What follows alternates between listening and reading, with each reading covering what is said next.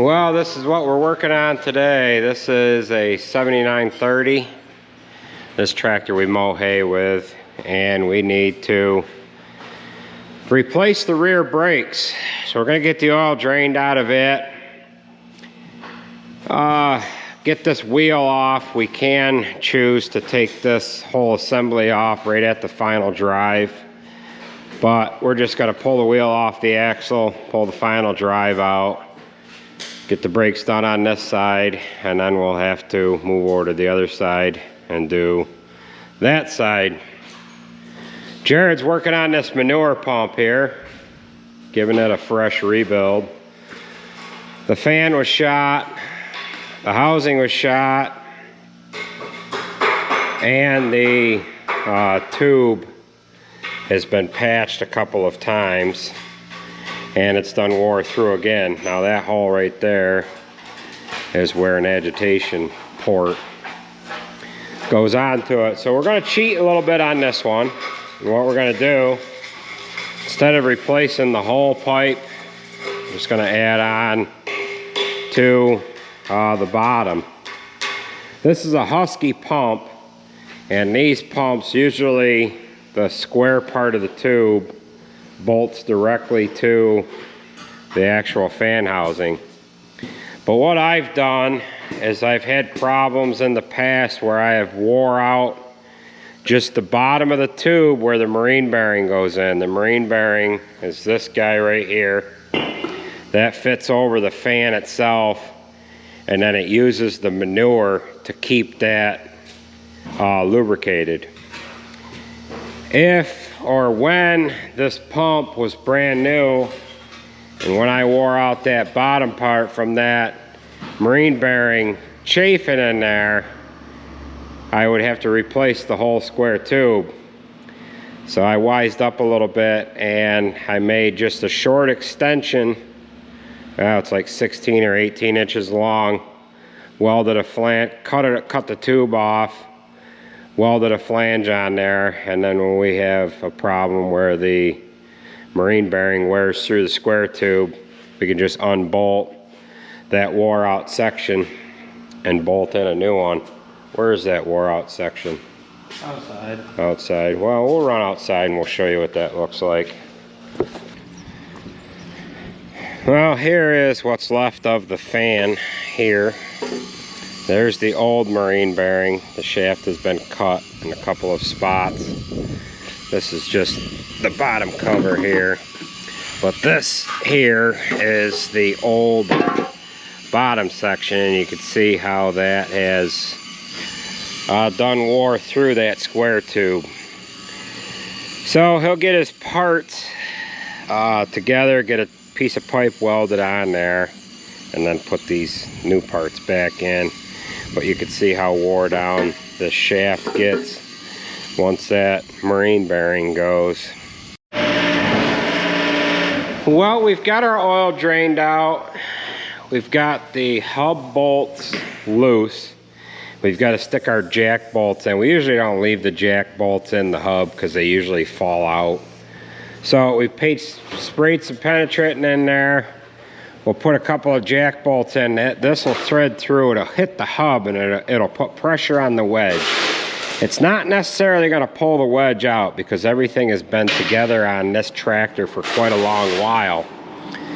So we've got the jack underneath there, and then once we get that hub broke loose, we could pull the wheel right off of the axle. Now, guys do this, and when they do, they just come in underneath it with a forklift, come up underneath the tire, take these bolts out of the final drive, pull it all off as one. But I don't know, I just feel a little more confident doing it piece by piece here rather than trying to muscle everything all back in there as one unit. So we'll get this hub broke loose, and then we'll pull that wheel. Well, we've got this one broke loose. I had to turn the camera off after a while. It was just taking too long, but we finally got it. I haven't had one of these give me a hard time in probably 10 years or better. There is no one thing that is going to break one of these loose. If you've got a problem with one of them, you just got to keep trying different things, go back and forth, tighten it up, loosen it up, whack it with a hammer, tighten it some more, whack it with a hammer, tighten it some more, loosen it, tighten up the wedge bolts, loosen the wedge bolts, tighten in the jack bolts. It just does, there's no one thing that works. You just got to keep going back and forth, back and forth.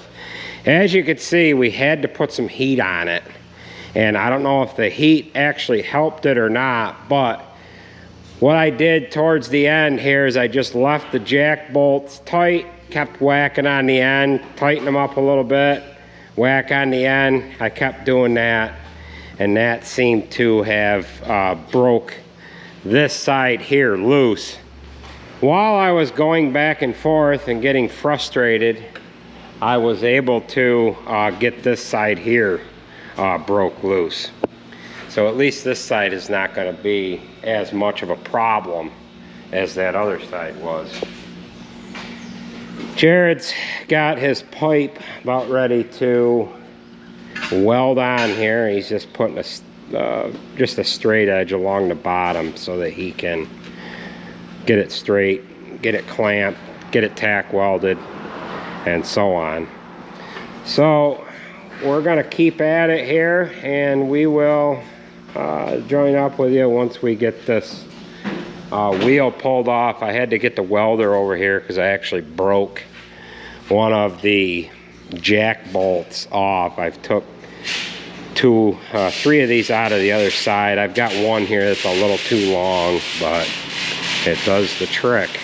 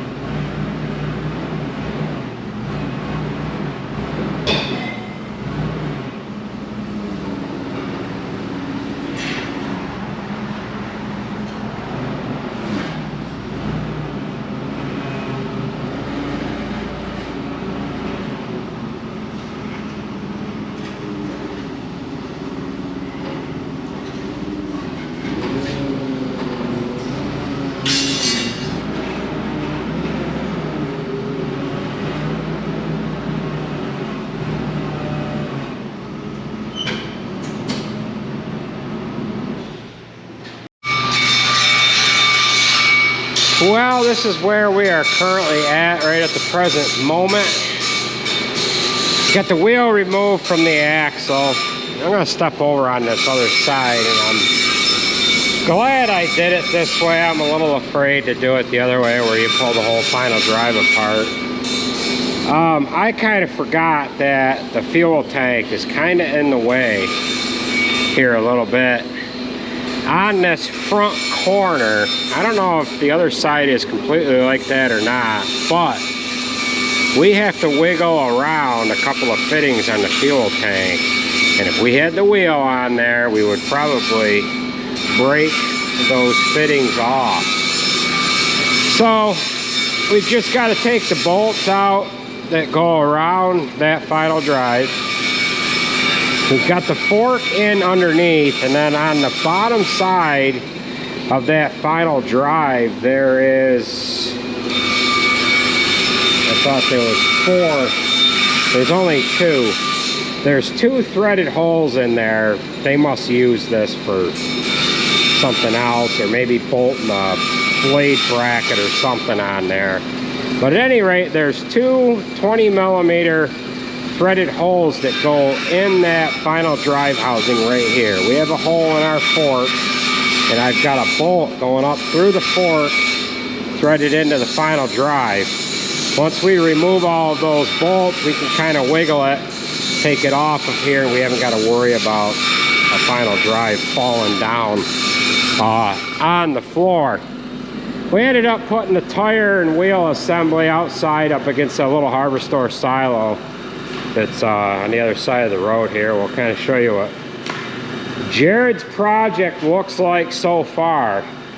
So he's got the extension on there, the piece that was wore out, he's got that on there. The marine bearing is going to slide up inside this square tube. Now this square tube, that's what the shaft runs down through to run the propeller. So he's got his piece on here, and then he has just put a, I don't know, a 40-inch piece on.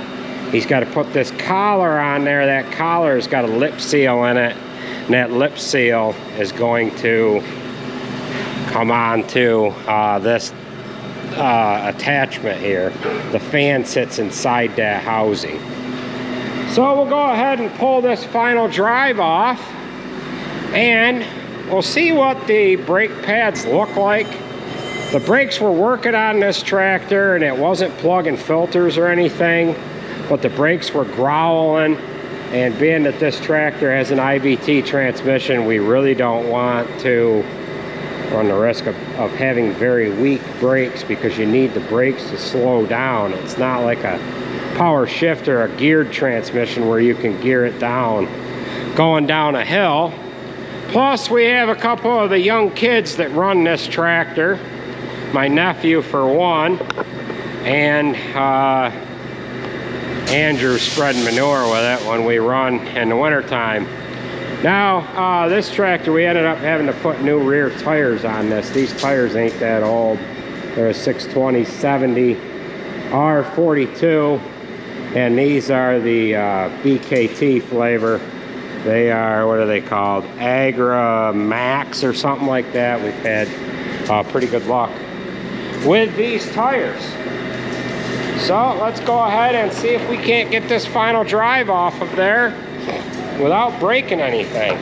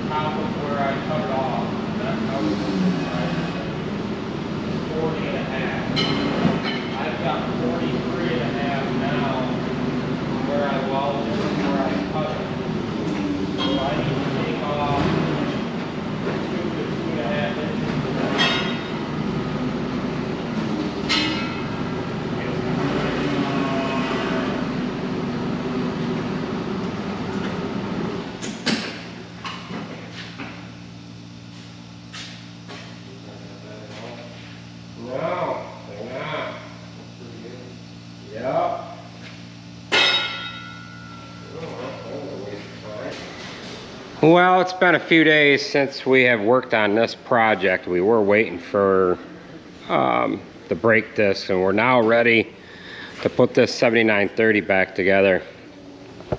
We've got the new disc right here, and you can't quite tell that there's too much of a difference between it and the old one. However, there is some spots on this old one where the brake material has started to come off of the metal disc that it is on.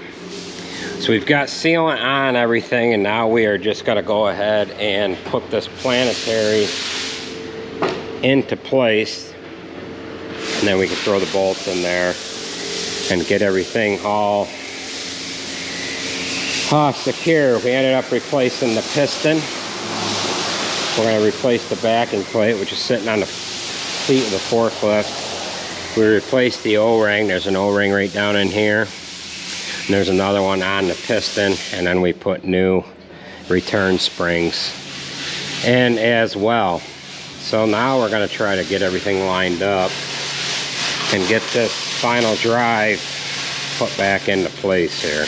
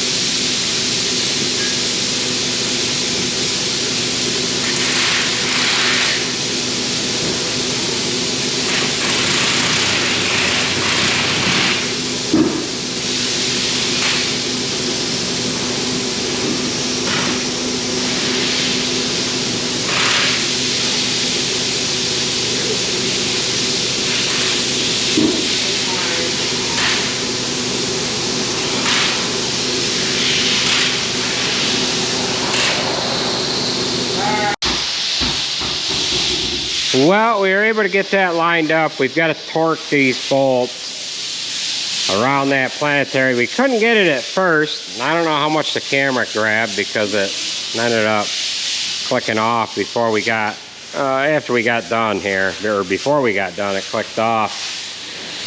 Once we pulled out, we gave it a little time and then we tried it again and it went right in. So sometimes you got to do that.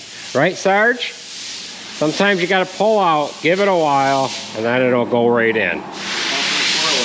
Yeah. So what we're gonna do now is we're going to clean up this axle. We're gonna clean up, wire wheel the wedges because we took all the paint off of them. Then we'll get the wheel on, get everything set. Well, we've got this side all done. I had the camera kick off on me a couple of times, so I don't know how much footage I got.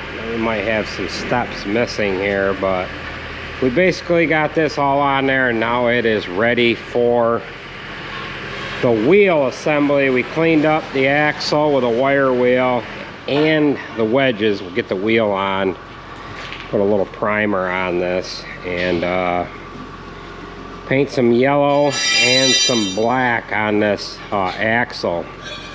Get this wheel on, put a coat of primer on it, and then we'll start on that other side.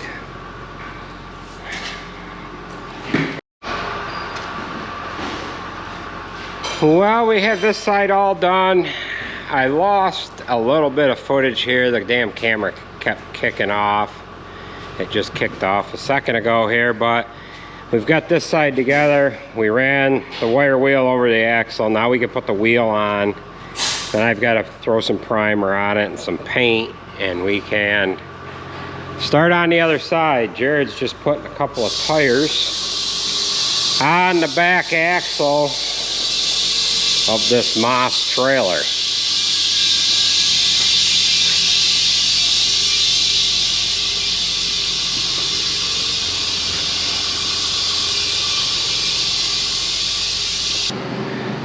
The left side is now all completely back together, and what I'm going to do here after I get the other side off is I'm just going to prime this here. I've got a little bit of tape on there. I just want to get some paint on where we heated this hub up here, and then we need to do the inside, and then we'll just splash some black paint on there.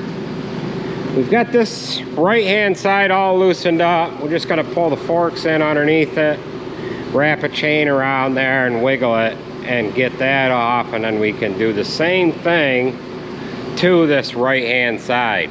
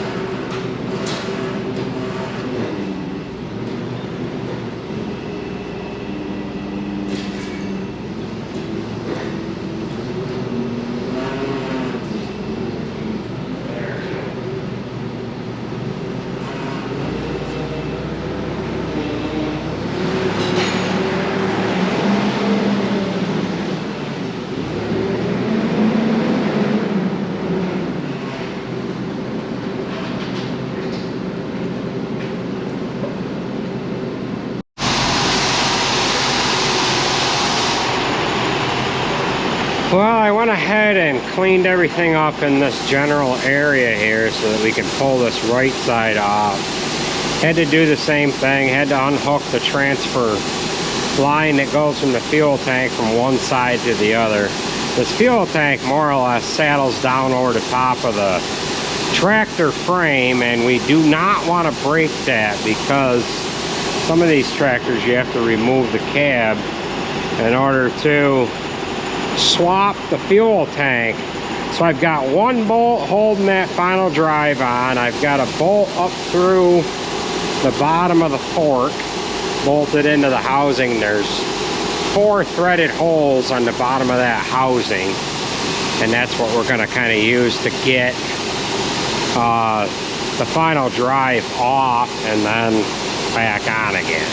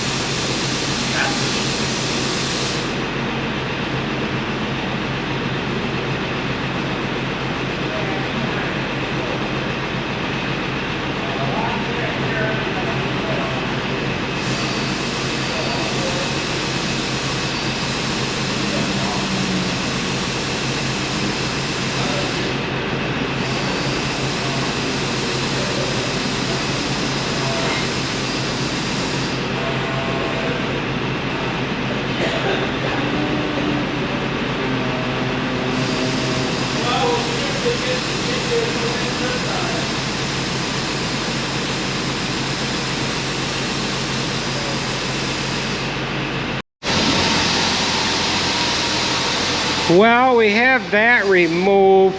The piston is still in there. That's right here. You can see a fair amount of crap on this piston itself. It's actual material from the brake disc. So we were getting growling. The brakes were growling on this. And you can see that there's some chatter right there, chatter marks. So the right hand side here was in a little poorer condition than the left was. We've got some spots where the material has started to come off the disc, and then there is, well, you could just about see where my fingernail's digging in, that there's barely any material here left on the disc. It's probably down below half right now, and both sides are about the same, but there is a groove right here. That was probably from one of them pieces kind of sitting in there. So we'll pull the piston, pop the O-rings out, and we'll get everything cleaned up, and then we can just stuff it right back in there.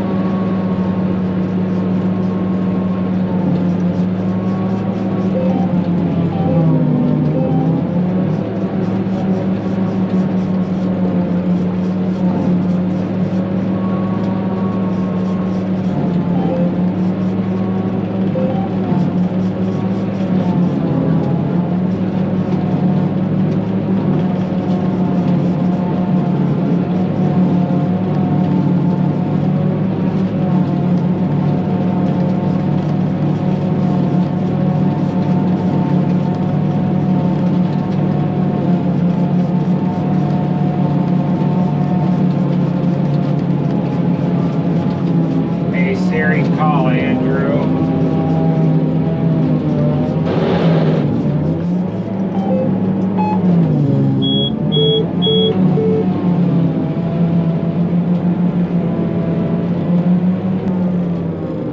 Run down and kick that wad in the woods down there. And then you can start on that next field. Go until I call you. Okay.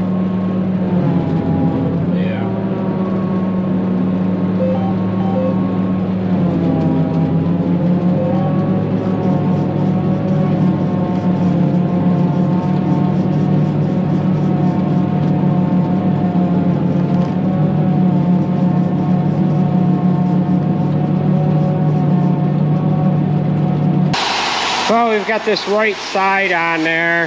Nate has removed the sump line and he has pulled the sump filter out. And this is basically how it came out. It doesn't have hardly any crap in it. The brake pads on this weren't completely gone. However, they were just chattering hard. That was what gave us the indication that this needed brakes. And as you could see, the brake discs, they still had material left on them.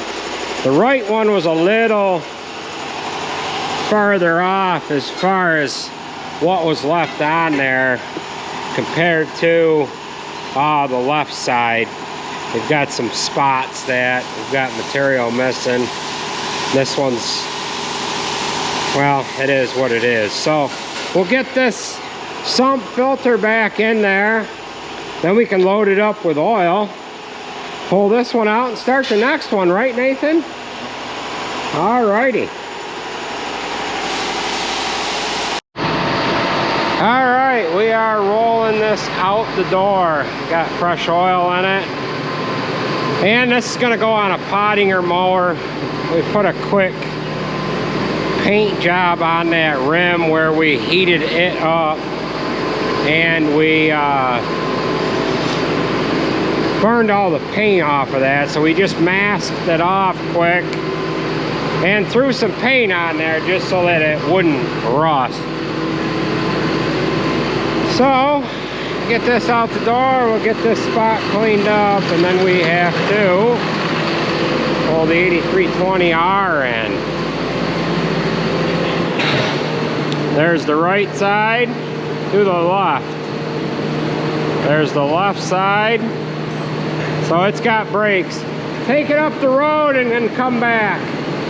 Just make sure it doesn't growl. We might as well jump in with him. This was growling. Why don't we just take it up the road quick and we'll just make sure it isn't growling anymore.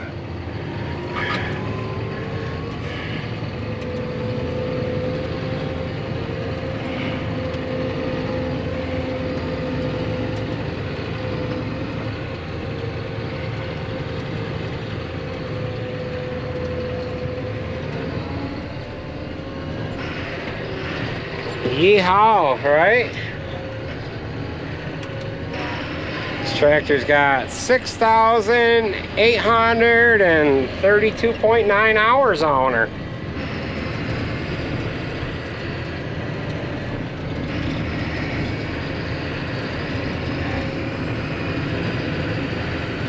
Alright, well, there's a car behind us.